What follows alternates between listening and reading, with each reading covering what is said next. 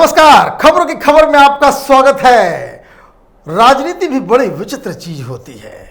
आदमी U turn लेता है, आदमी अपने रंगों को बदलता है, लेकिन जिस तरीके से उद्धव ठाकरे ने पलटी मारी है उसे सोचकर भी यकीन नहीं होता। वो इसलिए क्योंकि उद्धव ठाकरे की कुर्सी अब हवा में लटकी हुई है। वो मिन्नतें कर रहे हैं किसी तरीके से वो मुख्यमंत्री बने रहे। क्यों? क्योंकि मसला ऐसा ही फंस गया है। मसला टेक्निकल भी है और पॉलिटिकल भी है, और इसके लिए जरूरी है कि कांग्रेस पार्टी का पूरा इकोसिस्टम और एनसीपी का पूरा जो सेक्युलर ब्रिगेड वो उनके साथ खड़े रहे, ताकि उनकी मुख्यमंत्री की कुर्सी बची रहे और खुद को सेकुलर और यूं कहें कि बिल्कुल ही कांग्रेस पार्टी के ढर्रे में चलने वाली पार्टी में साबित करने के लिए उन्होंने एक नया पंगा ले लिया। पंगा किससे ले लिया? तो उन्होंने सीधे यूपी के चीफ मिनिस्टर योगी आदित्यनाथ पे ही हमला बोल दिया।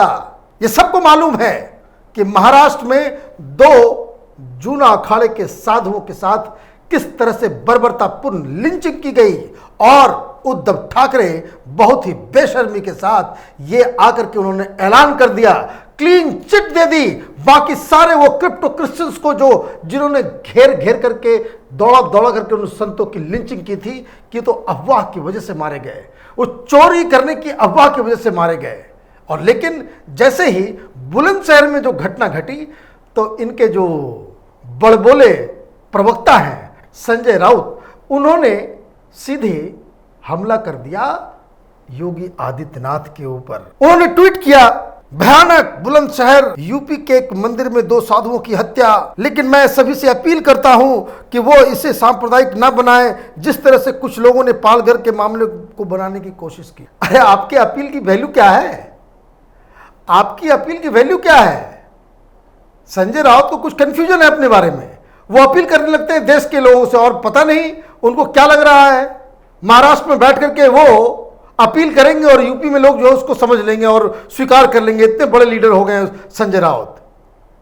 लेकिन शायद उनको समझ में आया कि उनके अपील का कोई जवाब नहीं मिला, तो उन्होंने एक दूसरा ट्वीट किया, और ये ट्वीट किया उद्धव ठाकरे के नाम पे। बुलंदशहर के मंदिर में दो साधु संतों की हत्या मामले में मुख्यमंत्री उद्धव ठाकरे ने योगी आदित्यनाथ से फोन पर चर्चा की। उन्होंने साधुओं की हत्या को लेकर चिंता व्यक्त की। एक अमानवीय घटना घटती है तब राजनीति ना करके हम एक साथ काम करते हुए अपराधियों को दंडित करवाना चाहिए। उद्धव ठाकरे। अच्छा, कितने अपराधियों को आपने दंडित किया अब तक मालूम चला कि वो कौन पुलिस वाला था जिसने साधु संतों को भीड़ के हवाले कर दिया। वो 20-25 जो पुलिस वाले थे, वहां का एसपी, वहां का एसएसपी, आपने किसी को पकड़ा? लेकिन इसके पीछे की कहानी समझ लीजिए कि ये जो ट्वीट हुआ वो क्यों हुआ। क्योंकि जब जूना अखाड़ा के दो साधुओं की लिंचिंग हुई तो योगी आदित्यनाथ तो साधु है, वो खुद संत है। उन्होंने फोन किया, अपनी चिंता जताई, जताना भी चाहिए, और क्यों नहीं जताए।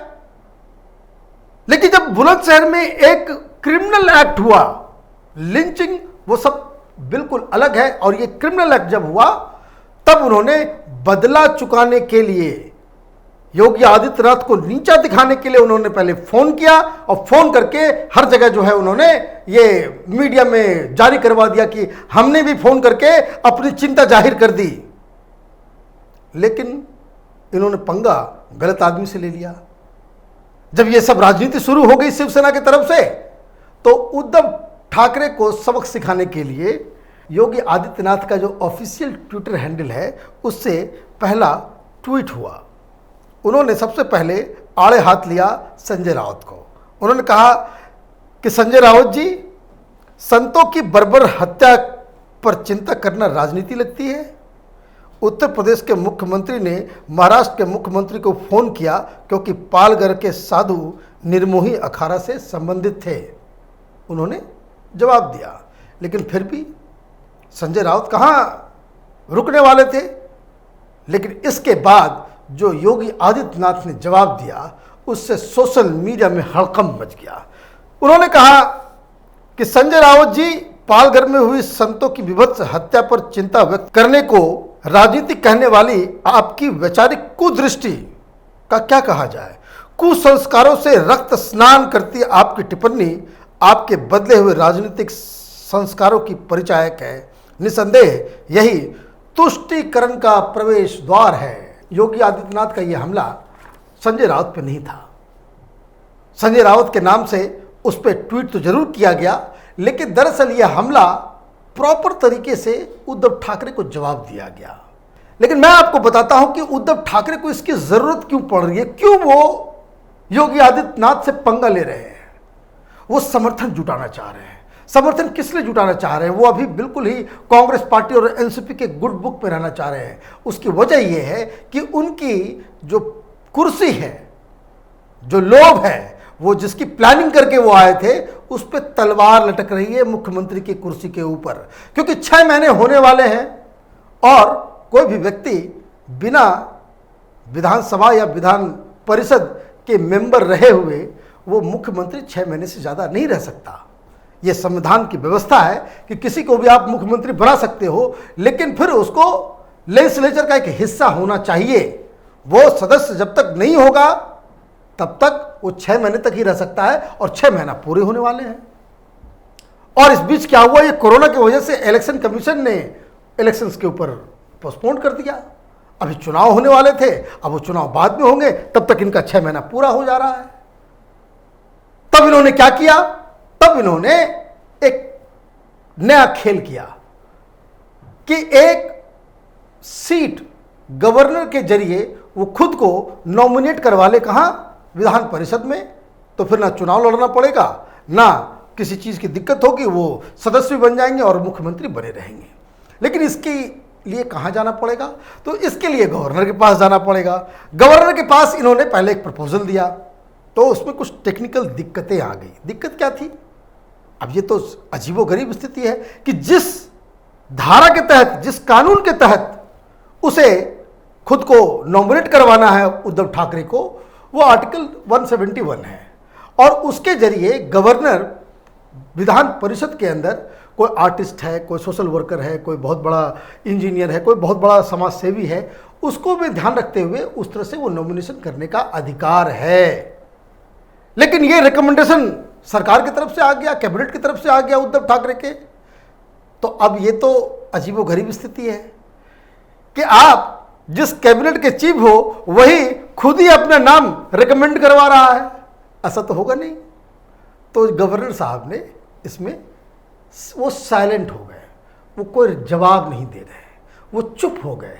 अब जैसे जैसे वो चुप हुए तो इनकी धड़कन जो है बढ़ने लगी कि अगर गवर्नर रिकमेंड नहीं करते हैं, गवर्नर अगर अपॉइंट नहीं करते हैं, तब तो इनकी कुर्सी चली जाएगी। तो फटाक से ये पहुंच गए हाईकोर्ट। हाईकोर्ट जब पहुंचे तो हाईकोर्ट में मालूम चला, हाईकोर्ट ने कहा कि भाई ये काम तो गवर्नर ही कर सकते हैं। अगर आपको कुछ प्रॉब्लम है आप गवर्नर से बात कीजिए, आप इसी से बात कीजिए। कोर्ट इसमें कुछ नहीं बोल सकता। ये कोर्ट के परिधि की भी बात है। अब इसके लिए सुप्रीम कोर्ट जाना पड़ेगा। अब उद्धव ठाकरे के सामने 2-3 ऑप्शन है। अब देखिए, बहुत सारे मीडिया में, सोशल मीडिया में बहुत सारे वकील पैदा हो जाएंगे। वो कहेंगे कि नहीं नहीं, वो तो गवर्नर बिल्कुल ये काम नहीं कर सकता है। बहुत सारी चीजें हैं इसमें, लेकिन सवाल बहुत सारे हैं जिसको कह सकते हैं कि इसमें प्रॉब्लम्स हैं, जो ये इतना आसान सिंपल सा नहीं कि आपने रिकमेंड कर दिया और गवर्नर जो है बिल्कुल साइन कर देगा। तो अब तक जब से ये सरकार बनी है, ये संजय राउत लगातार ये गवर्नर को गालियां देते आ रहे थे कि पॉलिटिकल अड्डा बन गया है, बीजेपी पार्टी का ऑफिस बन गया है, ट्वीट करते रहते थे, आर्टिकल लिख रहे थे। तो जिस समय गवर्नर को आप गालियां दे रहे थे तो उस समय आपको समझ में नहीं आया कि इस तरह की स्थिति भी पैदा हो सकती है। तो ऐसा है कि डेमोक्रेसी में लठैती से देश नहीं चलता। ये संविधान, ये व्यवस्था जो है वो लठैती से नहीं चलता। और अब जब आप बिल्कुल पूरी तरह से फंसे हुए हो तो आपको लगता है कि भाई अब किसी तरीके से इस देश में इस मुख्यमंत्री के इलेक्शन के नाम पे बवाल मचाया जाए। इनके पास ऑप्शन है सुप्रीम कोर्ट जाने का, वो सुप्रीम कोर्ट जाए। सुप्रीम कोर्ट में फैसला हो जाएगा कि भाई क्या कोई व्यक्ति, कोई सरकार खुद ही आर्टिकल 171 के तहत अपना ही नाम कोई सरकार कैसे ही वो नॉमिनेट कर सकती है। तो ये अगर पंगा फंसता है तो इसमें इनको समर्थन की जरूरत होगी। तो समर्थन कौन करेगा? तो एनसीपी करेगी, कांग्रेस पार्टी करेगी। और इसलिए कांग्रेस पार्टी जब करेगी तो इसका मूल्य क्या चुकाना पड़ेगा?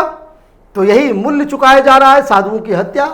सारे लोग को छोड़ दिए जाएंगे, इस पर कुछ नहीं बोला जाएगा। और इसलिए उद्धव ठाकरे वो चिल्ला रहे हैं कि भाई वो तो चोर थे दोनों साधु, अफवाह की वजह से मारे गए, कोई क्रिप्टो क्रिस्टल का हाथ नहीं है।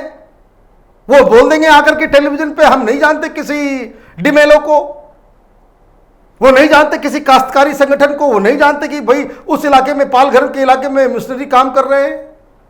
तो ये राजनीति का एक नया चरित्र उद्धव ठाकरे दुनिया के सामने रख रहे हैं। तो कहने का मतलब ये है, उद्धव ठाकरे की राजनीति भी विचित्र है। वो सोचते कुछ और है, कहते कुछ और है, करते कुछ और है और दिखाते बिल्कुल ही कुछ और है। फंसी हुई है कुर्सी इनकी मुख्यमंत्री की, गवर्नर साहब मान नहीं रहे हैं और इनको मदद चाहिए किसकी? तो कांग्रेस पार्टी और एनसीपी की।